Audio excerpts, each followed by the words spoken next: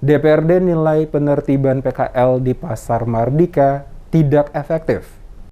Upaya penertiban pedagang kaki lima atau PKL yang dilakukan oleh pemerintah Kota Ambon beberapa waktu lalu, mulai dari depan Terminal Mardika hingga Pasar Batu Merah, dinilai tidak efektif. Sebab, meski kiosnya telah dibongkar, PKL masih nekat berjualan di bahu jalan atau menempati lokasi semula. Terhadap hal ini, Setpormes anggota DPRD Kota Ambon kepada sejumlah wartawan di Gedung Rakyat Belakang Soya pada 11 Agustus menilai penertiban Pasar Mardika terlalu terburu-buru sehingga tidak efektif. Buktinya, usai penertiban pedagang kembali berjualan di badan jalan dan di dalam terminal. Terhadap hal ini, Setpormes anggota DPRD Kota Ambon kepada sejumlah wartawan menyebutkan seharusnya penertiban ini didahului dengan perencanaan yang matang, baik soal tempat maupun lokasi berjualan bagi para PKL yang sementara, dibarengi dengan tindakan sosialisasi, konsolidasi yang baik oleh pemerintah. Ia mencontohkan apa yang dilakukan Tri Risma hari ini saat menjabat sebagai Wali Kota Surabaya. Demikian halnya dengan Joko Widodo saat masih menjabat Wali Kota Solo, semuanya berlangsung dengan baik dan aman. Disebutkan saat rapat dengan pedagang bersama Pemkot Ambon, dirinya telah meminta agar proses penertiban dirancang dengan baik, tidak terburu-buru, mengingat saat ini lagi musim penghujan.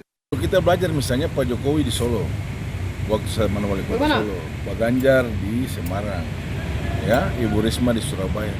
Semua itu dilakukan lewat sebuah perencanaan yang matang dan konsolidasi yang baik, sosialisasi yang baik, data yang akurat, penataan yang baik, baru dilakukan eksekusi. Waktu rapat dengan pemerintah daerah dan asosiasi pedagang serta komisi, saya kan sudah menyarankan dalam rapat tersebut, jangan kita terburu-buru. Apalagi ini masih hujan lebat, ya. Jangan kita terburu-buru. Kita undang para pedagang itu rapat dengan pemerintah, sosialisasi, ya. Bila perlu undang makan malam di Kediaman, gitu. Kan Pak Jokowi juga mengambil langkah-langkah persuasif seperti itu.